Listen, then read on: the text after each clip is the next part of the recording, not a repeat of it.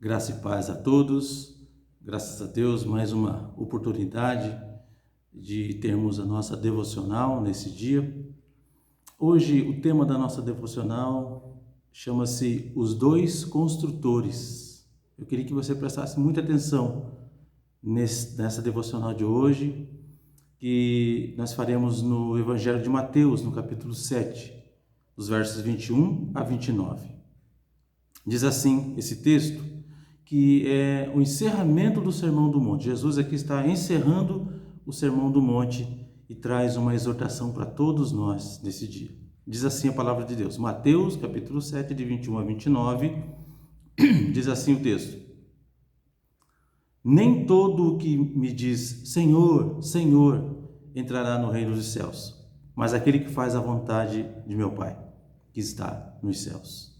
Muitos naquele dia hão de dizer-me, Senhor, Senhor, porventura não temos nós profetizado em teu nome, e em teu nome não expelimos demônios, e em teu nome não fizemos muitos milagres? Então lhes direi explicitamente, nunca vos conheci. Apartai-vos de mim, os que praticais a iniquidade. Todo aquele, pois, que ouve essas minhas palavras e as pratica, será comparado a um homem prudente que edificou a sua casa sobre a rocha. E caiu a chuva, transbordaram os rios, sopraram os ventos e deram com ímpeto contra aquela casa que não caiu, porque fora edificada sobre a rocha. E todo aquele que ouve estas minhas palavras e não as pratica, será comparado a um homem insensato que edificou sua casa sobre a areia. E caiu a chuva, transbordaram os rios, sopraram os ventos e deram com ímpeto contra aquela casa. E ela desabou, sendo grande a sua ruína. Até aqui. Meus queridos, como eu disse no início, o Senhor Jesus aqui encerra o Sermão do Monte com uma aplicação penetrante. A sua admoestação abrange desde os falsos profetas até os professos cristãos, desde falsos mestres até ouvintes negligentes. Eis aqui, meus queridos, uma palavra para todos, que nós possamos aplicá-la aos nossos próprios corações e que Deus tenha misericórdia de nós. A primeira lição que aprendemos aqui é a inutilidade de uma profissão meramente externa do cristianismo, ou seja, apenas de boca, você ser crente e professar que você é crente, que crê em Cristo, apenas de boca. Nem todos os que dizem Senhor, Senhor entrarão no reino dos céus, disse Jesus. Nem todos os que professam o cristianismo ou se dizem cristãos serão salvos.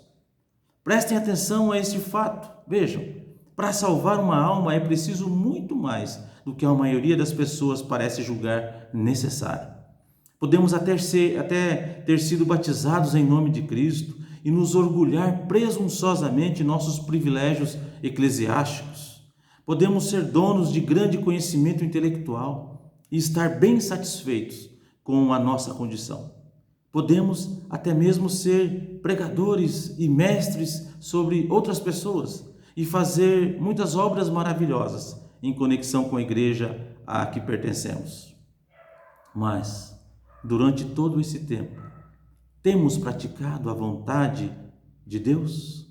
Temos verdadeiramente nos arrependido?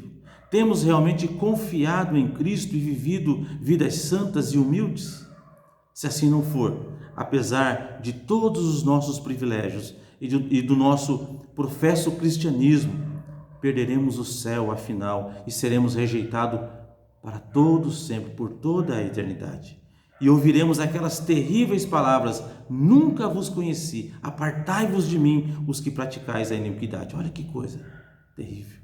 O dia do juízo final haverá de revelar coisas muito estranhas. As esperanças de muitos dos que foram considerados grandes cristãos, ouça isso, quando em vida, serão totalmente vãs. A corrupção de sua religião será desmascarada e lançada ao opróbrio perante os olhos do mundo inteiro. E então ficará provado que, para ser salvo, é necessário muito mais do que apenas uma profissão de fé.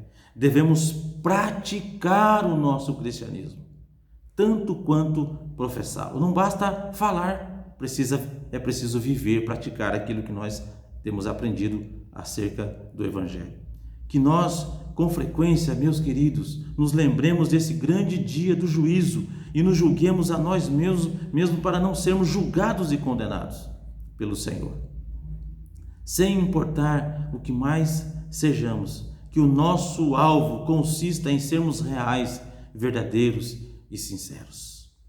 A segunda lição nesta passagem é um impressionante quadro das duas classes de ouvintes. Olha só, os que ouvem, mas não praticam, e os que não apenas ouvem, mas põem em prática o que ouvem, com seus respectivos destinos traçados até o fim. Essa é a nossa segunda lição. Quem ouve o ensino cristão, presta atenção nisso, por favor. Quem ouve o ensino cristão, quem ouve o Evangelho e põe em prática o que ouve, é como o homem prudente, disse Jesus, que edificou a sua casa sobre a rocha. Ele não se contenta em apenas ouvir exortações ao arrependimento, exortações a confiar em Cristo e a viver uma vida santa. Não.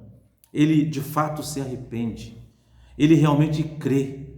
Ele realmente abandona a prática do mal, aprende a fazer o bem, abomina tudo que é pecaminoso e apega-se ao que é bom. Ele não só é um ouvinte, mas também é um operoso praticante da palavra de Deus. E qual é o resultado de tudo isso? O que essa pessoa vai colher? Em tempos de provação, a sua religião, a sua fé, a sua religião do cristianismo não o desamparará. Os dilúvios de enfermidade, tristeza, pobreza, desapontamento e desolações desabam sobre ele, mas em vão. A sua alma permanece inabalável. A sua fé não cede terreno, nunca é destituída de conforto.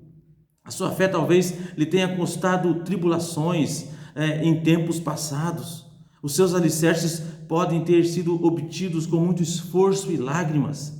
Para descobrir o seu interesse pessoal na pessoa de Cristo, talvez ele tenha passado muitos dias de buscas incessantes, muitas horas de luta em oração. Porém, os seus labores, o seu trabalho não foram em vão. Agora ele colhe uma rica recompensa. A fé verdadeira é aquela que é capaz de resistir à aprovação. O homem que ouve o ensino cristão, mas nunca passa da mera fase do ouvir, esse é o outro lado da moeda. Aquele que ouve, mas nunca passa da mera fase do ouvir, assemelha-se a um homem insensato, disse Jesus, que edificou sua casa sobre a areia. Contenta-se unicamente em ouvir e aprovar, porém não vai além disso. Por ter alguns sentimentos, convicções e desejos de natureza espiritual, essa pessoa imagina que vai tudo bem com a sua alma. E é nessas coisas que ele confia. Ele nunca rompe de fato com o pecado ou põe de lado o espírito mundano. Ele, na verdade, nunca se apropria de Cristo, nunca toma realmente, totalmente a sua cruz. É o ouvinte da verdade, mas nada mais do que um mero ouvinte. E qual é o fim da religiosidade desse homem? Qual será o fim da sua vida? Ele é demolida, essa vida, é demolida inteiramente sobre a primeira torrente de tribulações. Na hora de maior necessidade, a sua religião, a sua fé o desampara completamente, como uma fonte que seca durante o verão. Ele o deixa em seco, como um barco naufragado sobre um banco de areia, um escândalo para a igreja, uma zombaria na boca do incrédulo e uma miséria para si mesmo. A grande verdade, meus queridos, é que o que custa pouco, vale pouco, disse Riley. Uma religião que nada nos custa e que não consiste em outra coisa senão em ouvir sermões, sempre provará ser uma atividade inútil, por fim. No final, será algo inútil. É assim que termina o Sermão do Monte. Jamais se tinha pregado um sermão como este anteriormente. Talvez jamais se pregou outro igual desde então. Cuidemos para que ele tenha uma influência duradoura, esse sermão tenha uma influência duradoura e permanente sobre a nossa alma. Ele foi dirigido tanto a nós como àqueles que primeiro o ouviram. Nós somos os que terão de prestar contas pelas lições deste sermão, lições que nos sondam o coração. O que pensamos a respeito dessas lições não é questão de pouca importância, não é. A palavra que Jesus tem proferido, essa mesma palavra, veja, nos julgará no último dia. Lembre-se de uma coisa.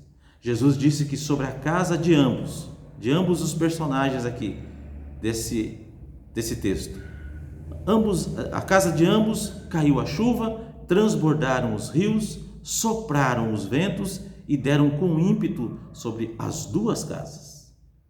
Uma resistiu porque estava firmada sobre a rocha. A outra desabou porque estava firmada sobre a areia. Diz o texto que para esta casa que estava firmada sobre a areia, foi grande a sua ruína. Em qual lado da história você se encontra nesse momento? Qual lado? Como o prudente construtor que construiu a sua vida sobre a rocha? Ou como o homem insensato que construiu sua vida sobre a areia? Que Deus ilumine o seu entendimento. Esse é o meu desejo para você. Que Deus ilumine o seu entendimento, sua mente, o seu coração, a fim de que você possa, a partir de hoje, construir sua vida sobre a rocha que chama-se Jesus Cristo. Jesus Cristo. Que Deus abençoe a sua vida. Amém.